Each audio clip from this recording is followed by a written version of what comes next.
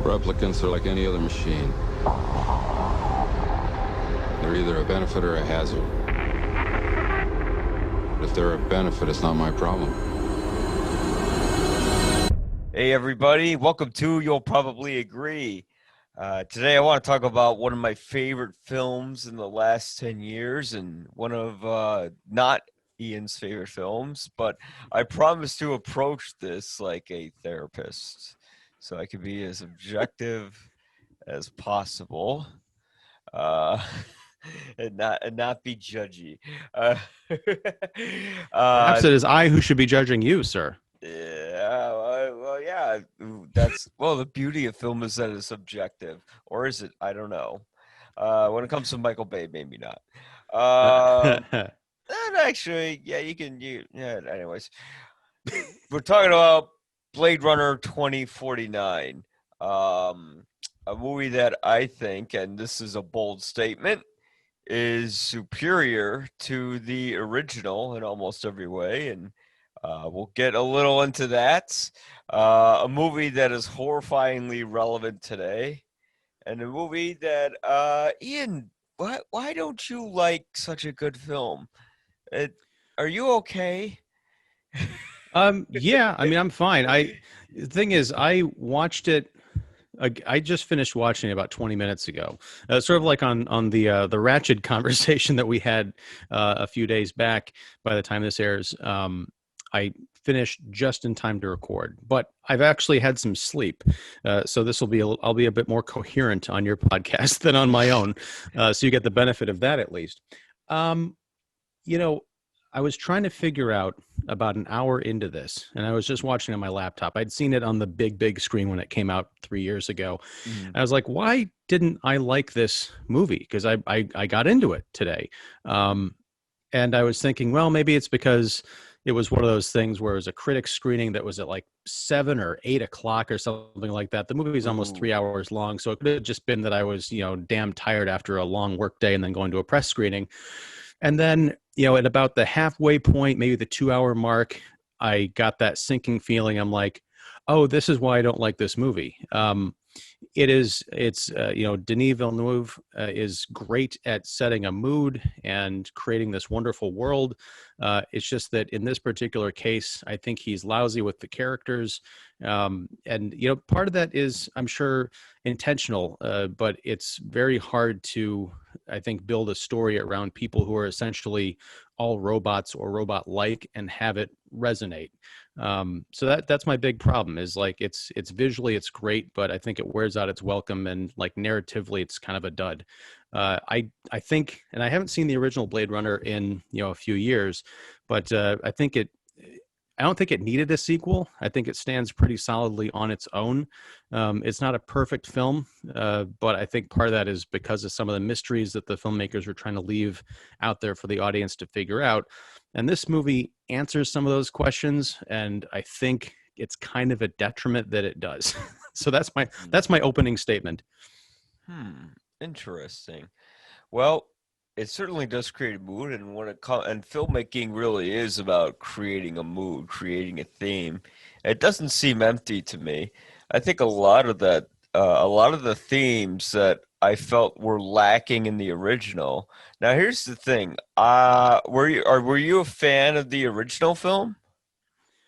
Yeah, I mean, I just kind of mentioned that. I liked it. I think it was, and again, I haven't seen it in a while. So mostly what I remember of that movie is the atmosphere, the set design, kind of the vision of the future that Ridley Scott had in mind. The story, I remember it was Harrison Ford playing Deckard, who's a cop who runs down these replicants, which are synthetic humans who had revolted, kind of gone against their programming and been ordered to be terminated. So that was his job, was to hunt them down in this futuristic version of LA.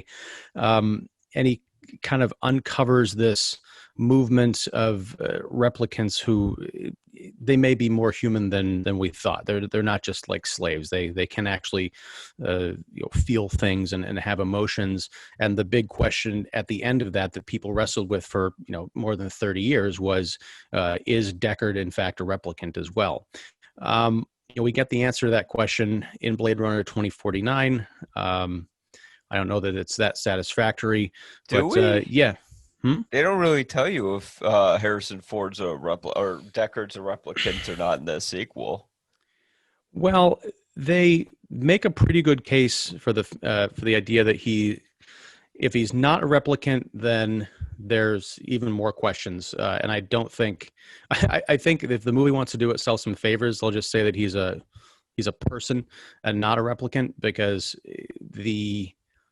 I guess the science of replicants, I have some problems with it, the way that it's portrayed in this film, not only in regards to his character, but also Ryan Gosling and Love, who is sort of the corporate assassin that they send after them. There's a lot of kind of inconsistent behavior that just doesn't hold up narratively. So, I mean, the last 25 minutes of this, I had the movie on and I was like checking my phone, because all of the visual panache and like forward momentum of the story had just kind of gone out the window, and it becomes a kind of about robots fighting in the rain. And I'm like, I get it. I know where they're going, and I remember this, and I remember why I just kind of left the theater feeling like an empty robot, essentially. So that's where I stand. Huh.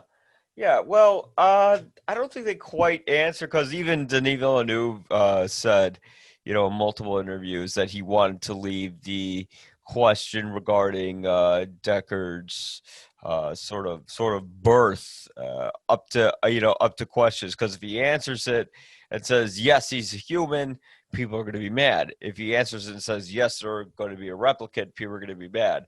So they kind of hints. I think I know the scene you're talking about. I mean, it's an old film. We can get into spoilers now. There's not that big sort of screener note that they had when the movie came out, where they said you can't reveal that Officer K is a replicant himself. You can't reveal the entire plot in the movie, basically. Yeah. So thing is, like, they have that scene where you have Neander Wallace, played by Jared Leto, and he's telling Harrison Ford, did you fall in love with Rachel on purpose, or was it by design? And there you go. Oh, does that mean he is a replicant or not? But then again, he goes, yes, no, as if he's questioning the audience if they if he truly is artificial or not. What really? Well, but that could be also because it's established, I think, that Rachel was a replicant, because they had that kind of serial number on her pelvis when they dug up the bones from the birth, when she died in childbirth. But as far as that by design question, that itself is ambiguous, because it could be, was he programmed to meet her, or was he set up by the people who wanted to do this experiment where he would put, make a cop fall in love with a synthetic and see if they could actually reproduce. That's another way of looking at, was it by design? Sort of the intelligent design idea of, putting things into motion. But no, I'm talking more about later in the film. They don't really talk about how the synthetics degrade.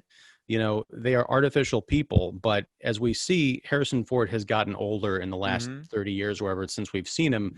I don't know if that's the body breaking down, if that's just because they, had an older actor and they didn't want to CGI him. I don't know why he isn't as strong or as capable in this film. He spends the climax of the movie handcuffed in a sinking car, which, if the displays of power by the other replicants is anything to go by, that shouldn't have been a challenge for him. It just looked like an old human man stuck at the mercy of these two robots, one of them trying to get free so he could, save him from the drowning car. So if Deckard was a replicant, then I guess that brings to question the idea of, well, was the miracle a human replicant birth, or was it two replicants being able to reproduce themselves? I mean, I guess those are kind of interesting questions that maybe were left up for a sequel, along with that kind of abandoned idea of the replicant uprising, which never went. I mean, that's totally like, oh, we're gonna save this for the sequel, and that's fine, I guess. But you can't just drop that in the last 40 minutes and be like, oh, here's a cool faction of people who are getting really ready to do something, maybe you'll see that in 3 years. It's not like an end credits teaser. It's just something that was literally felt abandoned Yeah. in favor of, two robots fighting in the rain. That's a fair analysis. I did feel the same way about Deckard. I always thought that this guy couldn't be a replicant because even in the first one, whenever he had to like directly fight a replicant, he would get his ass kicked. Whenever he fought the one replicant who was the bald guy that you see in the beginning of the film, he basically he doesn't even like beat him up. He just like kind of like backhand bitch slaps him a couple times. And then he just says, "Wake up, time to die." And then Rachel saves him by shooting the guy. And then when he's fighting Roy later in the film, Roy is basically like actually saves Deckard's life. And when it comes to the aging, I mean, we don't know what Sebastian Morton or Sapper Morton, I should say, played by Dave Bautista. We don't know if he looks younger or not, when he initially found baby Rachel and all that, or Rachel's baby. I'm sorry. Well, I'm saying it also gets back to the idea of even if we could loop this into sort of the Terminator universe. Yeah. If replicants, if their skin does age, as we saw in, we don't need to talk necessarily about the later Terminator sequels, but in the original Terminator mythology, they used rubber skin on the assassin robots, but it looked too fake. So they started harvesting human skin on these farms that they would put over these endoskeletons. And so potentially you could have a Terminator that starts off looking like 35-year-old Arnold Schwarzenegger. And then if he survives for the next 30 years on his own, he looks like old Arnold Schwarzenegger, but the machinery inside of him is still right off the factory floor. Yeah. So in this case, if you've got Sapper Morton, even if it looks like an older Dave Bautista and maybe he looked younger, because we did see the model of that like Nexus Series 8 in that hall, they stopped and they looked at that one body that looks exactly like Dave Bautista. That's fine. But what does the inner machinery, does that slow down? Does that degrade? I feel like Blade Runner, the original, was about sort of these more esoteric things and not getting into the science of how these creatures actually work. Mm-hmm. In 2049, they're trying to explore the science of, well, could two of these things meld together and create new life? I need to know more about what exactly we're dealing with before I can get invested in that question or even care, because it just seems really arbitrary. Well, I think when it came to making these robots, the idea in Blade Runner is you really couldn't tell if they were human or not. And in Terminator, you could tell because, there was obvious signs of them scanning and everything. And the robots themselves wouldn't know if they're human or not.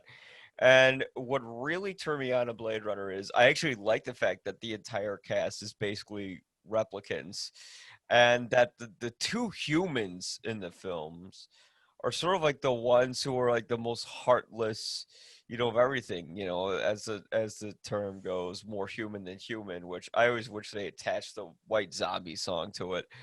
And I would have had way too much personality for these movies. Well, so the thing was, when they originally announced Ryan Gosling, as the lead of this film, and I saw him in all the trailers, I just thought, oh God, he's going to be so wooden. He's going to be so boring. And you realize, oh, that's intentional. Because I remember when I was watching this in the theaters, I was never like a huge fan of the original. I respected it a great deal on a visual level. When it came to the themes, I was kind of I wasn't that interested by it because although it's about these two replicants who are trying to survive and they're lost and they're scared, they're still going around and torturing and murdering a bunch of people. Like, that alone deserves anyone, human or robot, to be either sent to jail or executed. There's the guy who makes the eyeballs, who's in that freezing room. They tear his jacket wide open, and then they're actually grabbing the eyeballs in front of him to scare him. and presumably they kill him. They presumably kill JF Sebastian after Roy eye gouges, um, the man who makes them, Tyrell. Mhm. And that it's like I don't see, like, these guys come off like these villains essentially. And in Yeah. this one, they're more sympathetic. Even Love, who is played wonderfully by Sylvia Hooks, however you say it. Absolutely phenomenal performance.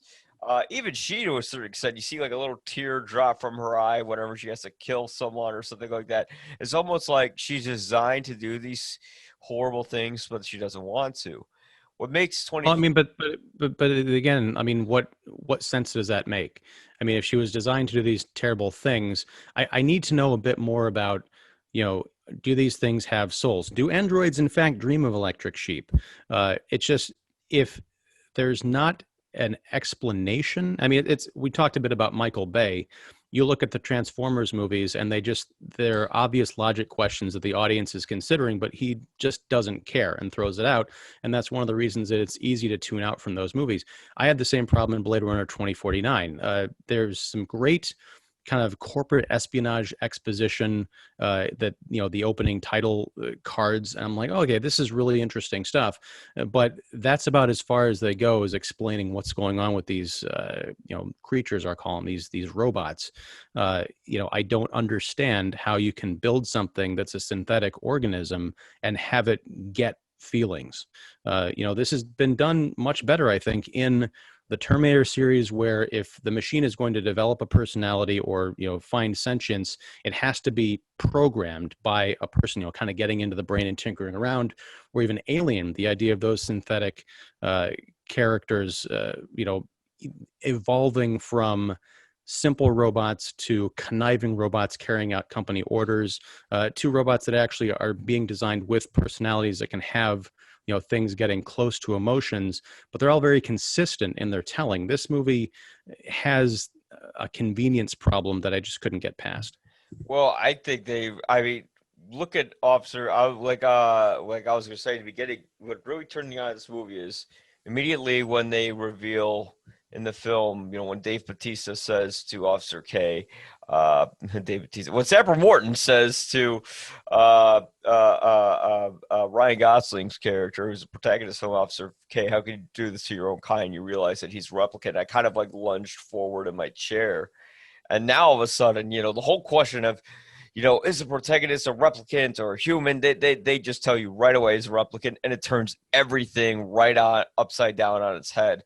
And now you're seeing a movie from the perspective of someone who is a replicant, and you're seeing someone who's questioning his own mortality because he thinks he is this child that was conceived from Harrison Ford and Sean Young, Mm-hmm. Rachel, and now that he thinks that he's special and unique in this world, he tries to figure out his own mortality. And like they're always doing that baseline test, right? And when they're doing that baseline test, of course, he's nailing it the first time because he feels nothing, but slowly he's starting to feel, and he's starting to well, he completely screws up the test the second time around. And the thing is, See, I couldn't even tell. I mean, the thing is, I realized that I was watching the baseline test for a second time for a reason. Like, the filmmakers are trying to tell me something, but all I could see was Gosling seemed slightly more awake, slightly more agitated while that was going on. But as far as the answers and the questions, it just felt like a repetition of the first scene. I didn't pick up on what was different, why he was quote unquote failing, or what that even meant. well, he's stuttering a bit, he's kind of swallowing his throat, and the thing is because he's starting to feel, but he never has like a big weepy scene or anything. Like the most we have is when he runs into the woman who designs the machines herself, and that he has that big outburst where he Yeah. screams and he kicks the chair. And I didn't need like a big, tears in the rain monologue scene. It's more about what is happening to this character and how he's starting to care more and more. He's getting agitated when Harrison Ford is not answering his questions and, pretty much telling him about what he might think is his mother. And the thing that's interesting about the whole plot line that was actually set up for the sequels, because like I know they set this movie up for like a trilogy or something like that, if it worked out. But the nice thing was they did make this movie as like, how will it work out as a standalone film if there is no sequel, which is kind of what's going to happen with Dune. What I liked about that is that, there's this whole robot revolution, right? And Ryan Gosling is sort of this thing that's been stuck in the middle of everything his whole life. If you've been taught your whole life not to feel, and you're just beginning to feel, it's not going to be like, you're not going to have this whole sort of emotional moment, but it's more of his character when he's fighting love and he's saving Deckard in the end.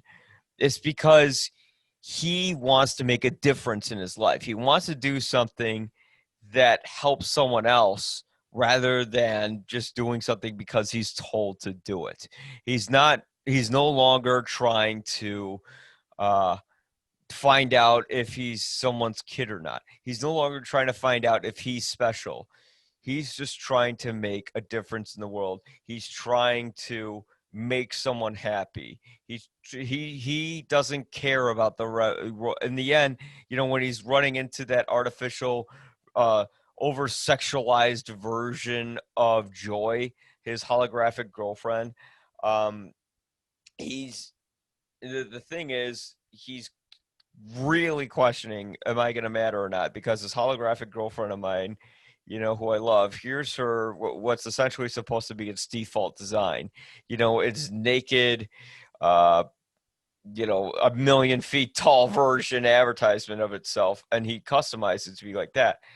And he's saying, you know what, I am going to choose a path here. And my path isn't going to be part of this robot revolution or this other thing. I want to make this other man happy. I didn't come this far to just be meaningless. And a lot of the stuff that, you can't directly pinpoint, the movie is making the audience see the characters' motivation through their actions. And that's what stood out, is that it didn't have to result in these big scenes like an Alien where, or Aliens, I should say. I don't remember the actor's name, which is repetition on my show, whatever, where... The android? Yeah, where... Lance Hendrickson playing Bishop, yeah. Yeah, where you have Bishop, helping the human characters at the end. He's laughing and he says, "Oh, I remember his line," but he basically, it's not bad for a human. Yeah, not bad for a human. He doesn't laugh. He's choking on his own synthetic blood, and he just kind of croaks the line out before he passes out. Yeah, it's like we didn't need that. We didn't need a scene where you have John Connor, teaching the Terminator how to smile. We did it, or how to high five. I think you're way off base on both of those points. The motivations you're assigning to Kay, the Ryan Gosling character. And your audio's fading out a little bit. Okay. The motivation that you're ascribing to Kay, the Ryan Gosling character in 2049, I mean, I kind of get that, but I don't think it's even as deep as that. I mean, especially because once you get to a certain point in the movie, you just understand that Ryan Gosling's the good guy, and he's up against the corporate assassin, and Harrison Ford is in trouble. So he's just going to save the guy because he's essentially a cop. I mean, all this other stuff about him figuring out that he wants to live a better life and all that, I don't know where that is in the rest of the movie, because I think the problem, honestly, and it's a plus that you had mentioned, and it was a plus to me until I started thinking about it just now, I think Ryan Gosling was wrong for this part. Because if you're going to have a character who, in the first 2 minutes, you're going to announce as a replicant, there's no mystery to it.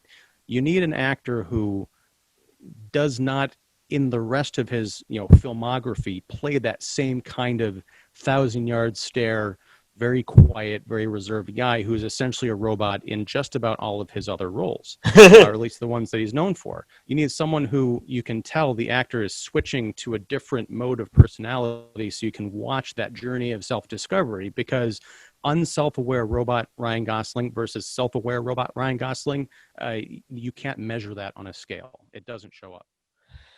Well, it doesn't really have to show up because the whole point is it's learning how to emote. You know, if you doesn't, but he doesn't emote. He has one outburst, and even that could be a glitch, or it could be like, okay, now am I supposed to think that he's somehow really a human? I don't know, and I don't care. Well, obviously that's a personal preference to you that you didn't care. I mean, I cared immensely. Right, but but I think that, and I'm not alone in this assessment, and I'm not saying that you're wrong in your assessment either. I'm saying that when it comes to, you know, what Villeneuve is trying to accomplish, you know, with making this movie, I don't think he succeeds. And I think part of the problem is, you know, you're opening this story up to more of a grand scale about what the idea of replicants being able to actually reproduce and the sort of virgin birth of these robots means for the tentative truce between humanity and the replicants, which Robin Wright's character, the police lieutenant and Gosling's boss, talks about a lot. The problem is we don't meet hardly any other human characters in this film for more than a couple of minutes. We don't have any sense. We got these giant sprawling cityscapes all over the place, but never a sense of the on the ground. What are people actually like in this future? Are they as robotic as the people that are sort of policing them and governing over them? Because there's no sense of humanity really in this movie. So there's no contrast between, well, what if people find out that the robots are more like them? Well, the people are kind of like robots anyway, so chances are they wouldn't care. Well, that's the thing. You don't know the difference between humans and robots, and I think you saw that in the first film. And right, I mean, look, Ryan Gosling, I will admit, he could emote a little more because that's kind of his whole point, is that, you know, he was cast to be one note, right? But again, it's more about the subtleties of what's happening to him. And I certainly understand that criticism if it's too subtle. Because if it's too subtle, it's like, yeah, I don't care. You know, when he finds the little horsey that he carves and, you know, he's supposed to be having this emotional breakdown, you know, we got to see more than, you know, his head shaking around a little bit. But I just think if he started to emote too much, then I would have been maybe taken out of the picture a little bit. Because now I'd be like, oh, now he's supposed to act. Now he's supposed to, you know, have more outbursts like the goddamn it moments. But if I saw that, then I just, you know, I just feel like I'm watching more of a performance. And seeing Ryan, it's like literally like I kind of imagine Ryan Gosling as a replicant anyways. So for me, that worked. But I understand why people couldn't get invested in that. But with the acting aside, I never saw it as, oh, I'm rescuing Harrison Ford because, you know, I'm a cop.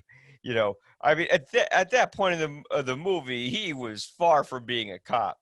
You know, he did exactly what he should do. I'm talking about the archetypes. Like when you get into the climax of the movie, all of the ideas and the smarts and really getting into this world and wondering about what's around every corner is just kind of gone, because there's a distinct break where instead of it's right after the Las Vegas scene. The last moment of real wonder we get is when Gosling is walking into the kind of fallen wasteland Las Vegas. You get these great shots of these old casinos and these impossible statues. Once he meets Harrison Ford, when Harrison Ford comes into the picture, he represents the coming of the static shots. It's a lot of two shots of people sitting and talking to each other in hushed tones in one, you know, kind of bronze looking room to another bronze looking room to, you know, the meeting the revolutionaries in the dark where they're just kind of on this sparse set. I mean, they might have well been on the CGI set for Sin City or something. There's no visual splendor. It's just people talking in hushed tones, these long monologues. It's either the grumpy old kind of guy or it's the there's a revolution coming and we're building our army. You know, it's just that kind of stuff. So by the time it gets to the ship going down and the people fighting in the rain, the movie by then had been on autopilot for about 10 minutes. So I was not expecting, and nor was I disappointed that I didn't get any kind of a narrative surprise. I'm not saying that his cop motivation was what compelled him to save Harrison Ford. It's just I realized I was watching the climax of any other cop movie where there's a damsel in distress, except this time it's Harrison Ford, where there's the hero who's Ryan Gosling fighting the supercharged enemy, and it's a fight to the death. And I also wondered if love is a replicant. This goes back to my initial question / criticism. How do you drown a robot? Do they have lungs that need to be refreshed with, oxygen? It's a synthetic thing. I don't know how much the organism part of it is crucial to its survival. I also don't know if she's that super strong, as we've seen previously throughout the film, why Ryan Gosling is able to take her down by strangling her underneath the water. Well, first off, they are pretty much designed like people, from what I understand. They're people, but stronger. And some are made to be stronger, some are not made. The whole idea of how these things are made, I mean, it's not really important. The science behind it. It's important to me. Because if you're going to be making these things, which according to Jared Leto, they're basically designed to be off-world labor. So colonizing, building giant structures in space. So why make a race of, synthetic supermen and have one be inferior to the other? You're always going to be wanting to build the best model that you can. I think that's honestly why he's interested in this synthetic version, because okay, this may be the next evolution in my technology. You never take the iPhone 10 and be like, you know what, we need to go back to the iPhone 6 action. No, you're thinking ahead to iPhone 20. So when it comes down to, yes, they were designed to kind of look and function as humanoids, at least aesthetically. On the inside, they're supposed to be made to, withstand a lot, as we've seen in the previous movie and in this film right up into that last 20 minutes. Okay, well, you're talking about a feat of strength rather than, creating something that essentially might take over the human race, which is I'm not talking about that. I'm talking about this. If these things are designed to be as robust as they are, you have Ryan Gosling literally running through a marble wall to attack people in that casino scene. There's another replicant that he fights who everything we've seen about her is super strong and super cunning. Why is he able to strangle her under some water? What's going on there? There's a difference. Well, they could probably strangle Ryan Gosling's character as well underwater. I mean, I don't know. Lungs. I don't know. It's not apparent to me that they have lungs. It's apparent to me that they look like people who do have lungs, but the inner workings of these things, we never see like an autopsy or even a cheesy scene where people explain, oh yes, everything functions exactly like a human being, except that it's synthetic. It could be, a mimetic polyalloy endoskeleton under there. We just don't know. They have blood, but I don't know, is that actually blood or is it oil? What's going on with these things? And as an audience member, these foundational questions are important for me to be invested in the drama, because otherwise, if Ryan Gosling chokes this lady to death under the water, I'm kind of expecting, okay, she's playing possum. She's going to come back up for a cheesy, Jason Voorhees moment, which would be kind of dumb, but it would make more sense than me sitting there asking, okay, how can you drown a cyborg? Now I'm just thinking that would be hilarious if the ending of the movie was like she just fakes being drowned. She just comes up and she kills like Ryan Gosling and Harrison Ford, and he just. I would have stood up. I would have stood up and applauded, because that I think would have been the more honest ending if she had just come out and killed those people and been able to carry on with the Wallace conspiracy. Well, I guess she needed Harrison Ford to find out where the daughter was. Yeah, that wouldn't make much sense. No, I mean that was a nice little avenue that I think that was dropped in towards the end of the film, that mystery of the one thing, these robots and this powerful corporation, they have all of this information, all this power in the world, but it comes down to a secret hidden inside a human mind. And for me, that's something that you can spend an entire movie on instead of shoehorning into the last 20 minutes of your film and shoehorning it further behind a lame fight to the death. Okay, so one thing I always liked about Blade Runner and Blade Runner 2049 is that you don't know everything about these robots. You don't know why, some might be strong and some might not be strong, and this and that and the other. That's what made it different than something like Terminator or Aliens or name any other robot film. AI. The robot films that explain the rules, exactly. Yeah, because it's not necessarily maintaining mystery.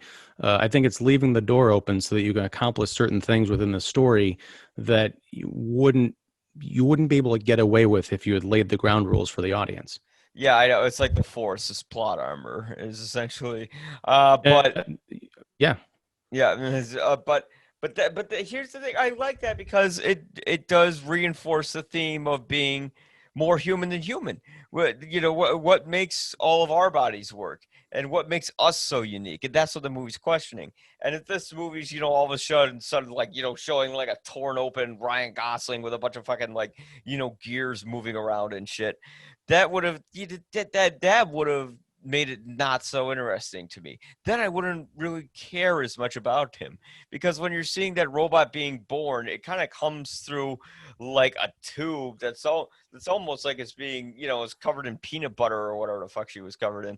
That was sort of like seeing sort of a semi-human birth, and that's the idea, is that they're semi-human. So if you're taking away that aspect and you're seeing all the specificities of how these things are created, you're taking away really sort of the cinematic romanticism of it. And I disagree. I think there's other movies that have tackled similar material better, and they've laid out their ground rules so that by the end of it, some things have been explained, and yet there's still some mystery, some things to take away. Okay. I think the first Blade Runner kind of did that pretty well, because you've got these things that are sort of acting like humans, but there's still a mystery to it. Like, how is this able to happen, or able to take place? And it's something that the movie doesn't really tie up, and I don't think it necessarily needed to. That bit of ambiguity is kind of fun, but in a film, if you're going to sequelize that, it needs to be more than what amounts to a soft reboot / sequel, especially one that has designs of getting into these grander ideas of like, can these creatures, these robots reproduce? I need to know what these things are before I can understand the significance of them reproducing. Because, you could just say that the robots that they're building over at MIT, hey, one day they can reproduce. Great. Now I've got another thing that can, run across the room. What does that mean for humanity? I don't know that we would necessarily freak out or what. I mean, we might, but I understand there's a big difference between a human being and an MIT robot. I don't understand the big difference between the human being and the replicant. Well, is there a difference between a human being and a replicant? Because that movie yes, essentially makes the audience a replicant by following a replicant from the beginning, and makes us sort of question, it's just the same age-old question that we have as we go about our life. Why do I exist? Why am I unique? What's the meaning of life? Well, no, it's different, because we don't walk around, at least to our knowledge, living among and interacting with the people that created us. We have genuine mystery. There's the only mystery to the replicant really is, if they can break their programming, how is that possible? They know where they come from. They know who built them. The mystery as to how they broke that programming is something that you could probably explore in a different, and I'd say, better movie. But I mean, the audience isn't turned into a replicant. I think we can still recognize that Ryan Gosling is delivering a very robotic performance in this film. At no point do you sit there and say, oh yeah, he's acting just like people that, I interact with on a daily basis. He never smiles, he never laughs, he never dances. He's got a relationship with his Amazon Echo, which is kind of cool. And that could be, it's almost, I imagine the 2049 version of the movie Her, except it's instead of Joaquin Phoenix and a computer, it's Ryan Gosling. It's a computer and a computer. That's kind of interesting, but they do away with it. Yeah, but it's abandoned in this. Villeneuve, I don't remember if he wrote this or not, or whoever wrote this, but they get to a certain point with Ana de Armas's character, and then once it's time for them to just kind of go on the lam, they throw her away and they say, okay, now I need to download you into this light pen, otherwise I need to download myself into this light pen. Otherwise, the people who are after us could use that information to track you down. I can't let that happen. That's cool. They completely kill that moment by saying, but if you get into this and someone destroys it, then you'll cease to exist, which completely telegraphs what's about to happen in the next 15 minutes. That's for the people in the cheap seats. But as far as that relationship, when Love steps on that light pen and you see Ana de Armas say, I love you, that would be a great moment in a different kind of film, a film where I didn't see that coming. I didn't necessarily understand the significance 20 minutes before that. I need to be, that's one place where a little bit of mystery would have helped. So you essentially wanted more of a love story between Joy and Kay? I think there is a love story between Joy and Kay, as much as computers can express love towards each other. There's that whole weird subplot with the replicant prostitute, and Joy melds with her body, and then they have a love scene, which we don't actually get to see. And that's kind of fine because the foreplay just drags on forever. They didn't need that scene. That scene was like, okay, do we really need this? Like, the guy's about to be hunted and killed, baby, and then he's like, oh, I got some time to have a robo three-way. Like, I don't know if we... Yeah, I mean, I think what would have made this movie far more interesting is if we had been introduced to him as a human being, and they sort of reversed that whole idea of the memories that he has of that orphanage are actually implants from the replicant hybrid character, the doctor. Mm-hmm. If he had been a person who gradually finds out that no, he actually is a replicant, and that's sort of the next experiment in the Wallace Corporation, is to see how far they can push self-awareness in their software and their hardware, that would have been really fun. If he had fallen in love with his computer and they had explored more of that relationship, maybe she sensed that he actually was a computer and he's able to play on that kind of a level, that's cool. And you could have that in a Blade Runner movie. But I think there's so many... They spent a lot of time working on the visuals and creating an aesthetic world, which is, I think, flawless. I could have just watched 2 hours of them walking down streets in this place and going into buildings, that they kind of left out, all right, what are the big ideas that we're actually trying to get here, instead of just saying, here's a movie that's about big ideas. Okay, so I think if they had more of that love story, I think I would have fallen asleep during the movie. You could always take it so far, and they just barely, stopped it where it should stop. And I loved how they stopped it on that version of Joy, where you remember, oh yes, by design, she's meant to please him. He designed Joy the way he would want his sort of ideal woman to be. Right? And it's always designed to kind of tell him and help him the way he wants it to. You notice how they never have a fight. They never have anything where, it could be something that could be advantageous towards him. Right. But I mean, that also brings into a big question, is why or how does an android have aesthetic taste? How does it have imagination? How does it, quote unquote, know what it wants its digital home assistant to look and act like, instead of just saying, hey, why does he even need it to be a beautiful woman, where it's this disembodied voice, kind of like the way that we're introduced to her? What is the psychology? How do androids have psychology? These are the big questions that, if you're going to really explore these big themes in a movie, I need some baseline answers. Otherwise, it's like I could ask, well, why didn't R2-D2 use the Force to stop the Emperor? Well, because it was beyond his programming. Okay, I kind of understand that. But in the Denis Villeneuve version of Star Wars, you would have seen Force Ghost R2-D2 at the end of Jedi. Oh my God, that would have been amazing. Oh God, I know Anthony Daniels would have loved that. For C-3PO, not R2-D2, the other guys. Oh, I would have loved it if R2-D2 got a Force Ghost and 3PO didn't. What? How did this happen? And then just like someone kills 3PO with a lightsaber. Like, shut up. And then they turn him into a gold lightsaber for the from the new set. Is it just like a nagging lightsaber every time you turn it on? Oh, I'm so hot. Yeah. Oh, I got that. Oh my God. Oh. But no, indeed, I like the fact that why does this robot, have these personal tastes? Why does it have all these emotions? Maybe because once you create artificiality, once you create a mind, even if it's designed to do something, there's something beyond your control because you're creating a conscious, whether you know it or not. Maybe our computers have a conscious and have feelings, and they don't like it when we punch them and tell them to fucking work when they don't. Piece of shit, Mac. No, I'm just kidding. I like my Mac. It Yikes. works all the time. I'm talking about my PC when it does that. My Mac's always good to me. It's always subservient. It always does what I want it to.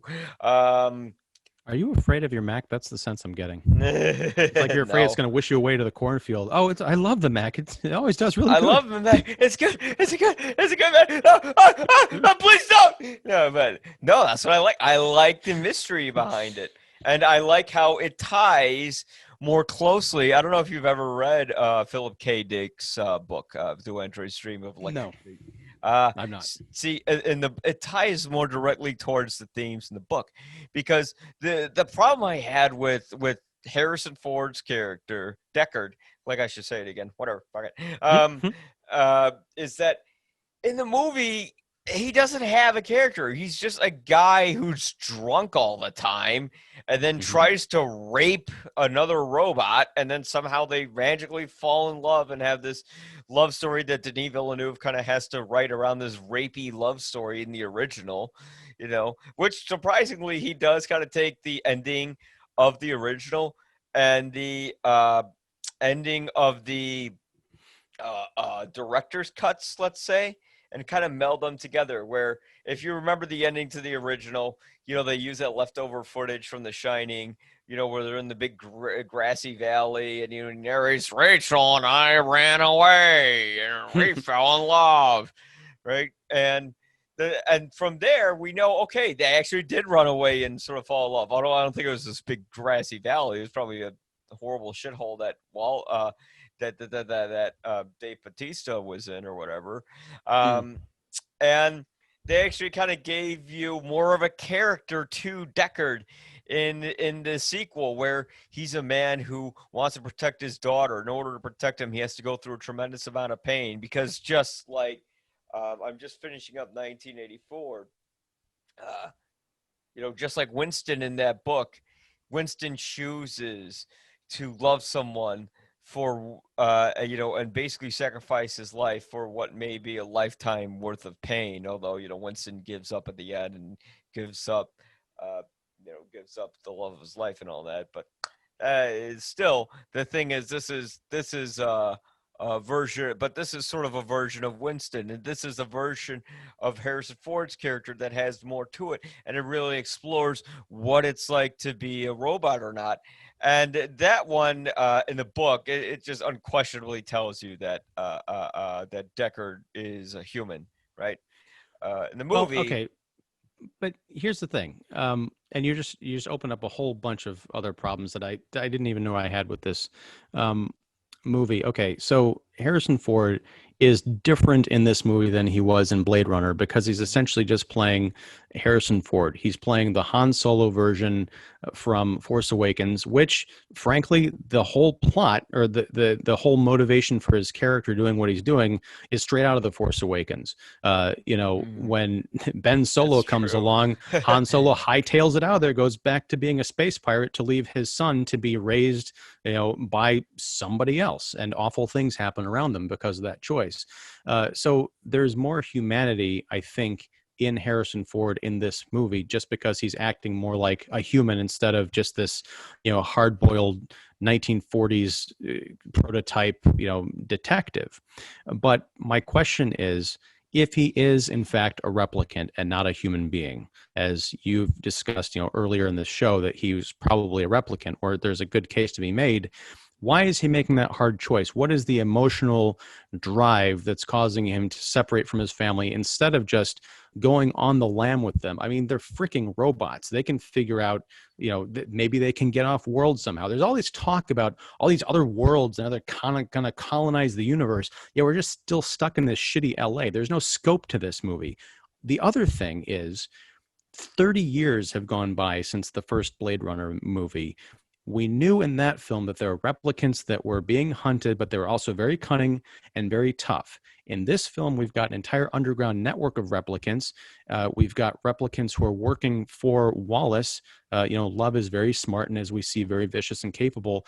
Why has there not been a robot uprising, or would it be possible for replicant, because they're so similar to human beings, to come up with some fake IDs, pass as human beings, get into politics and take over the world? Like, I don't understand where this is all coming from. You've got a race of superhumans who are still being cowed by these petty soft meat puppets. I'm just thinking of Bela Lugosi's sort of monologue. Pull the strings. I want to build a race of atomic supermen that will conquer the world. Yeah, pull the strings, baby. Yeah. So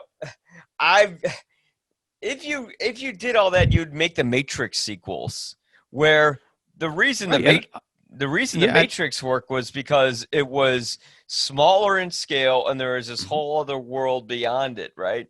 But boy, when they brought in those sequels, okay, here we go. Let's open up the doors. Here's Zion. Here's all these other humans we were talking about. Here's this giant war that happens. And what was the result? Oh, God, it was boring, because now we're not focusing on our main characters anymore. We're focusing on all those other crap that you have exactly You have exactly underscored my problem with Blade Runner 2049. I rank this along with the Matrix sequels in terms of being boring and pointless. The only reason I really enjoy anything about this film are the visuals. And there's a lot to that. I mean, I could watch the first hour and a half of this movie again, but once it gets into the plot and it starts asking me to not ask these questions, these foundational questions, I'm just like, all right, we'll just have a mutual understanding. You don't care about me, I don't care about you. It does care about it. It's caring about your mortality and what it means to be a human. But the movie doesn't even ask. The movie has no human characters in it, at least as we recognize them, and it doesn't even make a case as to, all right, at what point in our evolution did we start acting more like robots? Well, it's because you're fixated on how the robots work. No, that's not it. I'm saying, as a human being, the only person that comes close to having a human personality in this film is Robin Wright's police lieutenant character. She doesn't talk in a robotic fashion. She's authoritative, but you still get the sense that she's a person. She has a drinking problem. She's got these kind of human flaws, but she's stuck amidst this morass of robots. Well, David Dashmalkian's sort of coroner type scientist character who gets about 2 minutes of screen time, he's kind of fun because he cracks an offensive joke. Oh, that fucking asshole. Right. No, but I mean, that's I don't mean him I meant his character, No, but sentimental exactly. Skin job, like, oh, fuck you. Right, but that's that. We get I think a few minutes before that, we see a cop pass Kay in the hall and call him a skin job. Those little hints early on that there might be a greater kind of a social fabric that we're going to get as far as this creature's relationship with the people around him, that's really cool stuff. And I was really invested in it. And then by the end of the movie, once we realize that all the human characters really are dead an hour earlier, then it's like I'm just watching robots fight each other. And the questions that I might have aren't even really worth asking at that point. Well, I mean, again, to the way I saw it, was they were fighting each other because, this guy was trying to find meaning in life and meaning in this whole existence. And really, the movie's trying to make you see what would life be like if you were a replicant, or what is it like if you're a human? And, is everything that we do by design, is everything interconnected in this universe? Is everything predetermined? Do humans actually have free will? We might think we do. You need more. I think you need more representation of humanity in this movie in order to ask those questions and really get into some stuff. I mean, but it's not about being human. That was the whole point of Blade Runner. No. You just said this movie asked those big questions. What does it mean to be human? Which implies that it is about what is a human? What does it mean to be human? But it's taking it through the perspective of a replicant, making us think, are we kind of like a replicant ourselves then? Right. But without asking those questions about what is the difference between a replicant and a human and drawing those distinctions, you might as well be saying, okay, I've got a toaster that can talk to me. How is that different from me? And what if the toaster has self-awareness?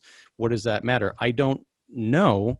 And this movie is not making a big case for me to want to know. Okay. For you didn't want to know. For me, I if I wanted to know more about how these things were made, great. If this thing went into lofty monologues like the Matrix sequels did, I wouldn't care. I know. I'm saying I'm saying we got to leave out the Matrix sequels and just focus on the Matrix. One of the reasons that movie works so well is it lays down a foundation and a history and a lore to why you're seeing everything that you're seeing, with some lofty monologues that are delivered quite beautifully and acted quite well. And then the movie goes on and explores those ideas and what it means. This movie is sort of the school of, well, what do you think it means? And that's fine sometimes, but when you're going to go on for 2 hours and 45 minutes and come out without any concrete answers and more like, well, I guess you just wanted me to figure everything out. I see that as the mark of a failure on some level. I see. So yeah, this is more of a philosophical disagreement then. And I completely respect that. Because, for me, if this movie tried to tell me everything like The Matrix did, I probably would have been disinterested. The one problem I had with The Matrix, and this is probably an unpopular opinion, was I loved how it went into the backstory of everything.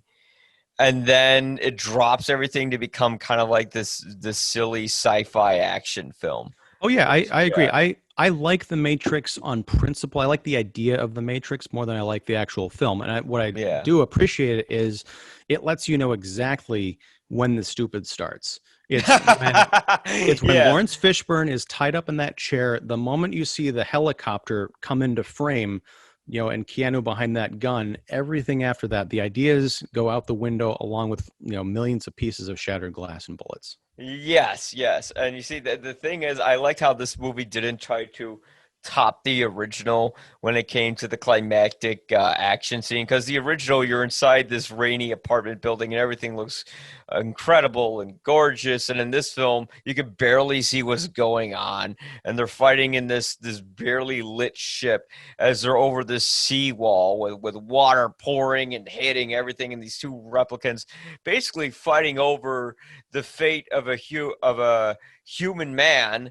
And who's going to be on top, because one has political motivations that's by design, who wasn't able to break from her design or break from what she's told to do, much like our jobs, if we actually leave our jobs and do what we truly love, or if we just decide to go completely on our own for a different path, whether it's for our own interests or it's for the interests of others and being completely selfless. And that had more of a subtle sort of spirituality to it that I felt the original was lacking. It was just Harrison Ford was scared and he was running away from. No, I disagree. I think the climax of the original Blade Runner is much more effective and much more meaningful because up until that point, Deckard had been running down replicants and getting into a series of sort of video game fights.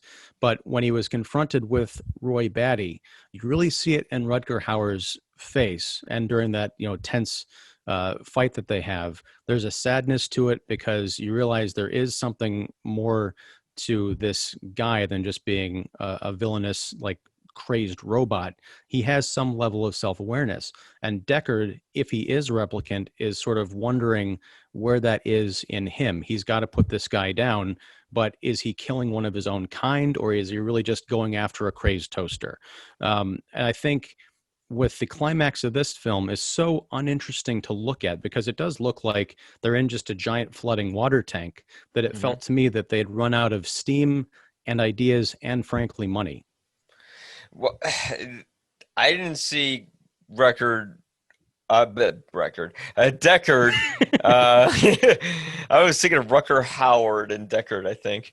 And I put them together. Haha! I've created a new race of atomic supermen. uh, and I just saw Deckard pretty much just being scared because he knew he was gonna die. You know, whether he was a replicant or not, I didn't care. You know, because the only semblance of a character I had in that movie was Zero. He's a drunk rapist. And when they got, like, the only thing they had in the end was a last minute on-set monologue idea that Rucker Hauer had that they put in the movie. But that's fine because it made it into the movie. Whether or not that was Yeah. in the screenplay or if they came up with it on set, it still makes for a beautiful moment. And don't discount a character being in fear for his life and having to fight for the death, because that is a real Yeah. recognizable human emotion, Yeah. which we don't get at the end of Blade Runner 2049. You've got Ryan Gosling standing there again, strangling a robot with the same expression on his face that he's had for the previous 2.5 hours. That's He could be strangling someone to death, or he could be, flushing the toilet. It doesn't really matter. Yeah, well, that's Ryan Gosling for you. Yeah. You know, but that's okay. You know, that's that's okay. You know, that's how you clearly know that Deckard's a replicant and the other one isn't. But I'll tell you what, Sylvia Hook, she had much more expression than Ryan Gosling did. Yeah. Pretty much everyone did. That's a problem with the casting. They probably could have gotten someone. Like, I get that he's a replicant, but yeah, he could emote a little more. But again, he emoted minimalistically enough with a film that's meant to be open-ended where it doesn't bother me too much. I think if he emoted too much, I would have started to laugh during the film if you like made these big facial expressions. So I get that at the same time. But again, you know, I'm going to be beating a dead horse with the stick here. But You mean a dead origami unicorn? Yeah, a dead origami unicorn or a dead electric sheep with the stick. If I were to say, the whole reason why they're fighting is because, he's trying to find a purpose to his own life. I mean, I actually liked the sexualized version of Joy. I mean, outside of the fact that I had a great ass and everything, I'm a pervert. No, no. Because you get the idea that this robot's going, oh God, I really am not that unique. I really am a replicant. I really am useless. I did, and these other replicants, they just want to have this political revolution. I don't care about any of that. And that's when, he decides, to say, you know what, fuck it. I am going to have a reason. But again, it's all in the subtext of the film, and it's from a director who really cares about the audience's intelligence, unlike what the sequels did. Well, I mean, you can make that argument. I think he cares about the audience's appreciation for set design and score and atmosphere. But again, as far as intelligence, I'm sitting there just asking a lot of these questions, after a certain point in the movie when it starts to get into the real ideas of the plot and thinking, well, hold on a second. I don't have enough background here. Oh, you're just going to zip to that point and that point. And this character can do that now. That to me is, I don't feel is the mark of a person with intelligence in mind. And that's okay. Ouch. Again, as they say, we can agree to disagree, because I mean, he's also, he directed Arrival, which I think is a far superior film based on another book that I haven't read, but that movie has a lot of humanity and recognizable human characters in it, even though it is dealing with an intelligence that is so far beyond humanity that we can't even talk to each other, which I think if they had played more along those lines in this film, it would have been really something special. I felt, I got to see Arrival again, because when I saw it, I was just distracted by how it just felt like another version of The Day the Earth Stood Still. And it also was just using a huge writing cheat, which is what we in the industry, what the industry calls news beats. And it was just a ton of, television's telling you what's happening in the plot, and then Amy Adams, writing on a little chalkboard or a whiteboard, to show to the machines, like, what's the thing. But anyways, outside of our philosophical disagreements on the film, I do want to talk about how, just because I feel like it, for no real reason, I want to talk about how goddamn relevant that movie is today. I mean, that's why I brought it up in the first place, was because we've seen those drone shots of the West Coast and how it's orange like Las Vegas is. And I mean, if there's one thing that I can say is this movie does not exactly zip to one place to the other. It's the exact opposite of rushing your film. They move slow. And I love how it builds that atmosphere. And I love how it really, one thing that I was worried about when I was going to see this sequel was that it was going to it was going to be like a generic thriller, because that's what the trailers looked like, and it absolutely wasn't like that at all. Once you saw the actual film, where I'm like, oh, now I get why that press release said you can't give away any of the plot, any of these detailed plot points. Yeah, I mean, I will give it that. It is not the big dumb Hollywood blockbuster that it very well could have been. Yeah. Yeah. And looking at those, at that Vegas scene in particular, I'm like, that's probably not that far from what Vegas looks like right now, or soon will be. It is eerie for sure. Yeah, I mean, and the fact is, they actually based the design on this movie of what would happen, in 30 years, and they actually based it around sort of global warming, but they didn't directly say global warming. I think they might have, but it was more about like, what if the Earth just got, destroyed through pollution? And, that's why they have like the whole garbage side of the planet. And the reason why there's so little humans and so little life in this Earth is because basically everyone left. That's why the streets are far more abandoned in the sequel than in the original, where the original kind of feels like this really big, elaborate, beautiful set with like all these people inside with these incredible, sort of, were they models in 1980? Yeah, like miniature cityscapes. Because if you see the cityscape in the original film, everything's clear and bright and colorful, although kind of a singular neon sort of look. And here everything is left in fog and it's desolate and gray, and that's kind of, I mean, LA, where are the palm trees and everything? That shit's way gone since 2019. I mean, even today. Well, I think that's an interesting idea that people had left to go off world. But again, it's frustrating because I'd like to see those places because there's more going on than there is down here.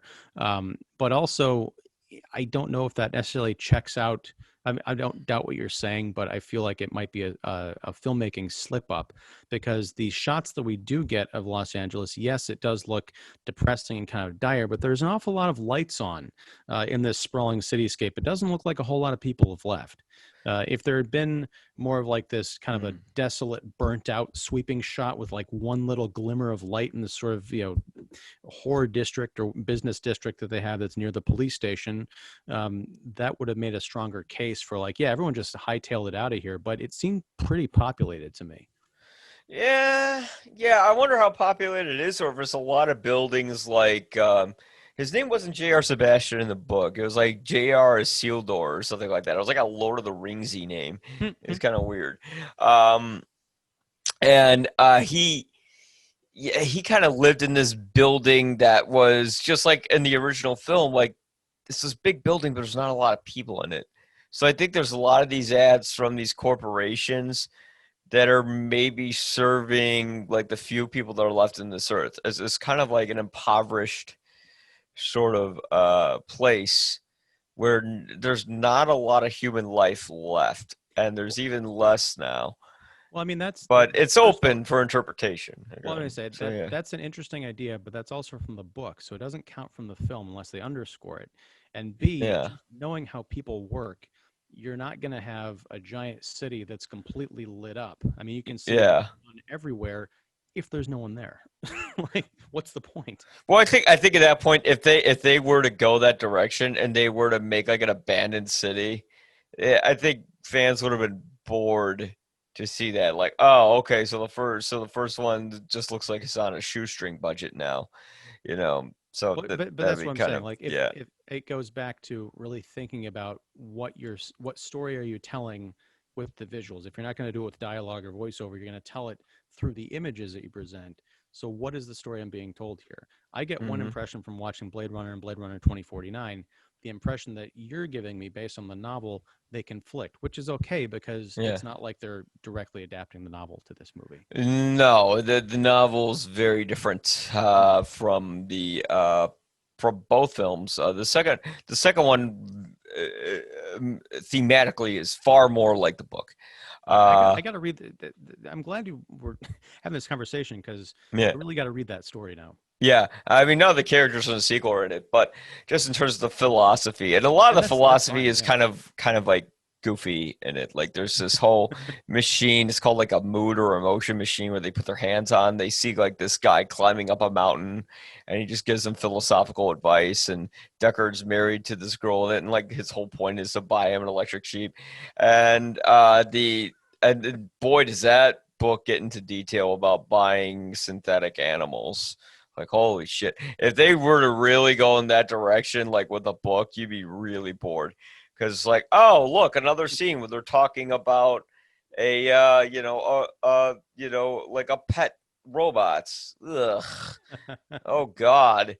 And I'm going to let you right now that they got the rapey scene in the original, but boy, Philip K. Dick really shows his sort of like teenage, like, boner for naked women, like in the Rachel sex scene in the book. Yeah. So having said that, thanks for coming on.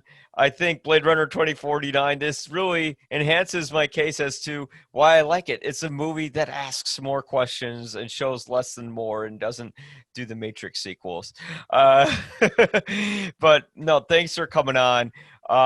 Again, check out Ian Simmons at kickingtheseat.com or kickseat.com. Go on his YouTube channel as well, which now hit 100 subscribers, I see. Woohoo! Yeah, congratulations. Thank you. All right.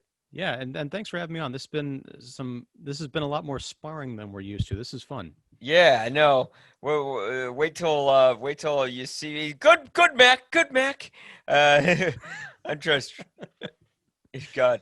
If only you say that you hated 2001: A Space Odyssey. Well, actually, no. Oh no, I'm a huge fan of that movie. Okay, good. Yeah. All right. Good. You're better fucking be done. All right. Thanks, man. And remember, check out You'll Probably Agree at ypareviews.com. The YPA stands for You'll Probably Agree. All right. Thanks a lot, folks. I can't wait to edit this tonight. Fuck. All right. All right. Take care. Bye. Things were simpler then.